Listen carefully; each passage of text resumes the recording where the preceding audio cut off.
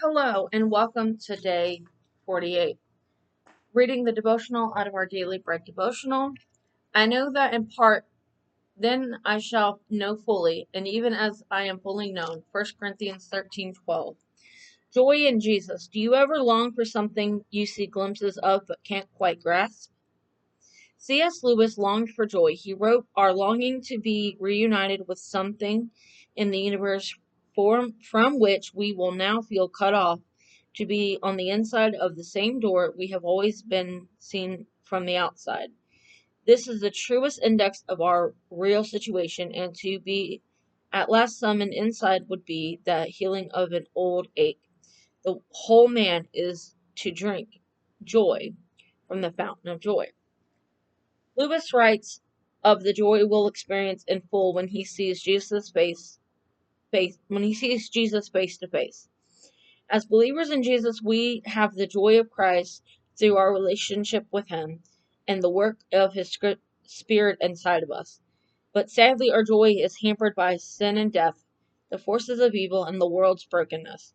Paul writes, "Now we see only a reflection as in a mirror, then we shall see face to face. Now I know in part, then I shall fully know, then I shall know fully, and even as I am fully known." 1 Corinthians 13:12. In verse 10, Paul talks about the coming of completeness. This is also when we will know and experience the joy fully because we are with Jesus. Although we wait expectantly for that day, he gives us a small foretaste of now the overflowing, unhindered joy of heaven. What do you think it will be like to see Jesus? What do you most look forward to in heaven? And then day 48 out of 60 days of prophecy. The treaty before the war. Prophetic connection.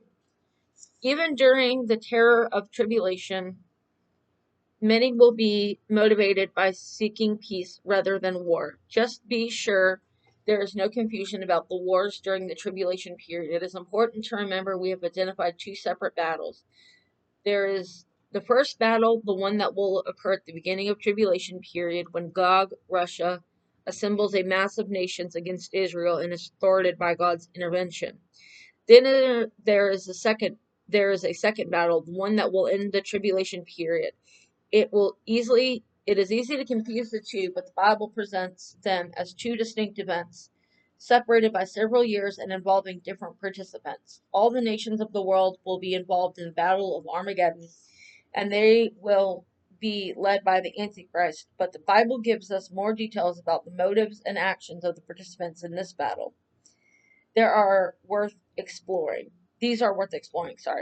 as they provide insights into the nature of the war and why it will be fought. Referring to specifically the Antichrist, Daniel tells us that he shall confirm a covenant with many for 1 week. Daniel 9:27.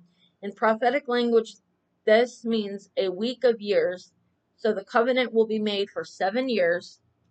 Apparently, in the last days, Israel will be so wearied of continual threats of war that they will think any treaty, even one, that gives them a short space of breathing room, will be better than no peace at all. The Antichrist will be at this time the head of the European Union. He will sign such covenant with Israel, guaranteeing peace and security for 7 years. Israel will view this as not as evil as the evil Antichrist, but as a beneficent and charismatic leader. On the heels of the covenant with Israel, this self-appointed ruler will begin to strengthen his power by performing amazing signs and wonders, even a supposed resurrection from the dead, Revelation 13:3. Then, with his grip on the world greatly enhanced, he will boldly take the next step in his arrogant defense of God. Then the king shall do according to his own will. He shall exalt and magnify himself above every god, and shall speak blasphemies against the God of gods. Daniel 11:36. In this way, the Antichrist will reveal who he is, but by that point it will be too late. His grip on power will be fierce and his aims diabolical. Remember, there is no lasting peace except for with that which the Prince of Peace brings. Hope you guys have a great day.